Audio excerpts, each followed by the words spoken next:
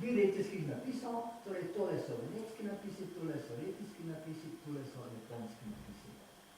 In toliko, da je prikaz.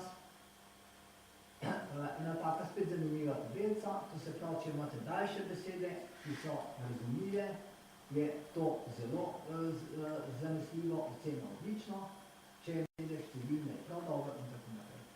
Zopet za letijske besede, napisi, besede črke in pa napisi deljive v obeh smerih. Tole je zelo pomembno, to so pogoste besede, če dobite nov napis, imate tule krasno osnovo, kaj je prav, kaj ni prav.